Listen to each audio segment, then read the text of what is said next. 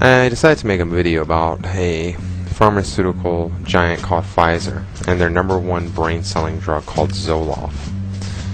Now, this drug Zoloft is for two different types of disorders. One is depression and one is anxiety. Now, Pfizer sold over $3.1 billion of this drug alone in 2006. The FDA, or Food and Drug Administration, paid for by the American taxpayer, which in the same year in 2006 paid $1.236 trillion in taxes. Part of that money does go to fund this department. Approved Zoloft for human consumption for adults and minors under the age of 18. Now, disregarding the fact that Great Britain has banned drugs like this since 2003 for minors because of the increased suicide rate, the suicide rate and homicide rate does go for, minors and adults, but the FDA decided this is still good for human consumption, so they keep it on the books as okay. There's actually two branches of our government, which is still paid for by you, the American taxpayer, that decides whether a drug should be legalized or illegal. And this is the Department of Justice and the Department of Health and Human Services, which the FDA is a part of. Now, for illegal drugs, they schedule them 1 through 5. Drugs are bad. You shouldn't do drugs. If you do them, you're bad.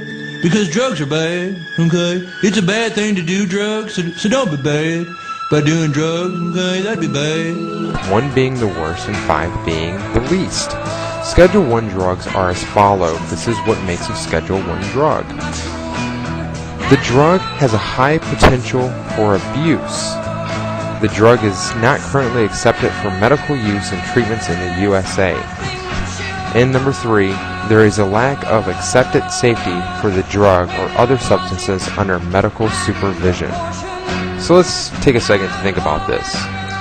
The medical departments of the United States, which is the doctors, the pharmaceutical companies, the pharmacists themselves, are telling the FDA what can and cannot be accepted, and therefore makes it legal or illegal for human consumptions in America. Is that really right for these type of corporations and individuals to be telling the FDA, which is paid for by you, which should be legalized, when most doctors that are prescribing this pill have stock investments into Pfizer? Now, there's other videos that go into this, and it's an extreme rate. They're making money off of you. No matter if you're killing yourself, to suicidal, it does not matter. There's lawsuits left and right. Just Google it. It's out there. But here's how a corporation values it in the pharmaceutical world. They take A, the profit they make from the drug, B, the lawsuit payouts, C is the basically recall or keep it going. If B, the lawsuit payout, is less than the profit they're making, they will never recall the drug or make it illegal or stop, producing it. So as long as they're not having to pay in lawsuits what they're profiting, they will continue to sell the drug. Zoloft has an addiction rate of 1 out of 3 of its users. It has an extreme addiction rate out of 1 out of 5 of its users. So that right there shows that there is a high potential for abuse. That's higher than alcohol. That's higher than marijuana. That's higher than cocaine. That is very high, but it's still not a Schedule 1 drug. So let's look at the second reason. The drug is not currently accepted for use in the medical treatment. Well, of course it's accepted. These companies are making $1 billion off of it. And 3, there's a lack of accepted safety. Well, let's look at the safety of this drug, and let's see why the FDA and the medical board says that it's safe for human consumption. Now, there's many side effects of Zoloft, but I'm just going to read through the majority of them. Now, this does not include all of them. Now, this is a drug that is prescribed for 2 things, depression and anxiety. But 2 of the top side effects are depression and anxiety. Another rate is homicide capabilities, and the 4th is suicide, which suicide rates with this pill are known. Just like I said, Google it. Don't believe stuff you hear in these type of videos. Do your own research. But let's look at some of the other side effects. Skin rashes or hives, breathing difficulties, swelling of the face, swelling of the lips, swelling of the tongue, swelling of the throat, panic attacks, insomnia, which means you can't sleep at night, impulsive behavior, becoming irritable easily, becoming agitated easily, becoming very hostile, increased aggression, restlessness, hyperactive, either mentally or physically, decrease in your sex drive, impotence for you males, difficulty orgasming for males and females, seizures or convulsions, tremors, shivering, muscle stiffness, muscle aching, twitching, problems with your balance or coordination, confusion, sweating, fast heartbeat, drowsiness, weakness, nausea, diarrhea, dry mouth, change in appetite or weight, anorexia. Now these are just some of the top side effects. Now there's two more. This drug eats away your liver tissue. You need your liver to survive, as we all know. That's the whole problem, that everybody talks about when they talk about alcoholism. It eats away your liver. Taking Tylenol eats away your liver. This drug eats away your liver at an extreme rate. It also causes mania or hypomania in 0.5% of its users. But somehow, this drug doesn't fall under the Schedule I Act of lacking safety? I'm kind of confused on that. But let's keep looking at some other stuff. Let's look at the side effects of the withdrawal in case you decide to come off Zoloft. Now these are just some of the top 84. Now there's more than 84 withdrawal side effects. Now we're not talking about heroin or crack addiction or alcoholism. We're talking about Zoloft here. These are when you come off of it.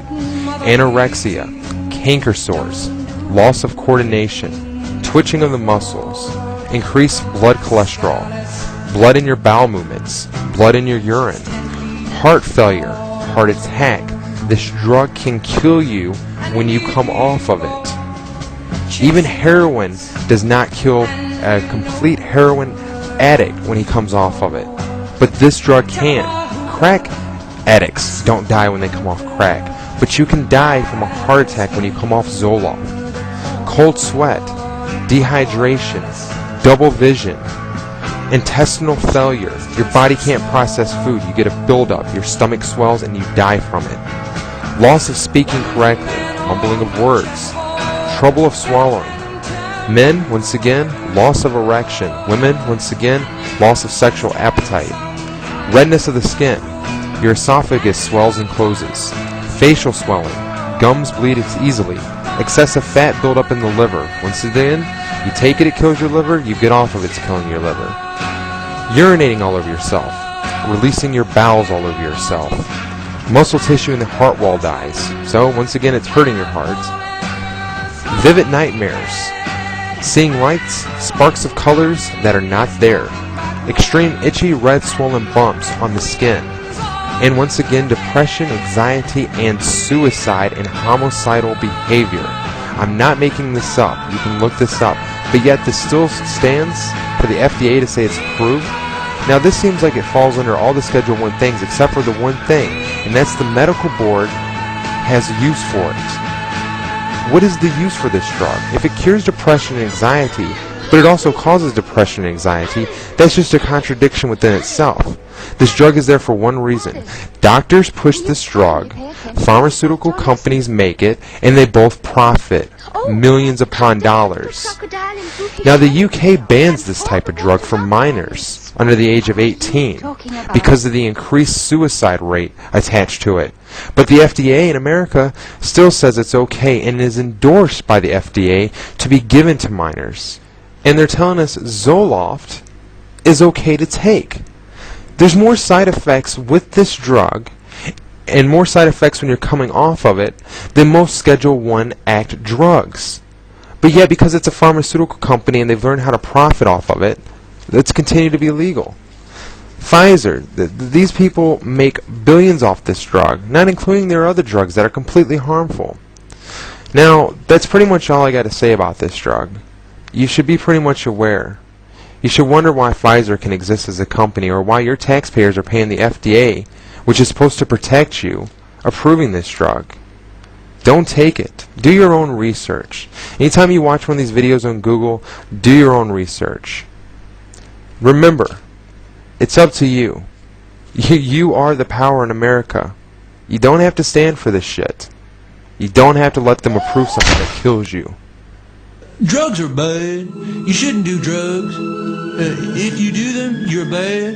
Because drugs are bad, okay? It's a bad thing to do drugs.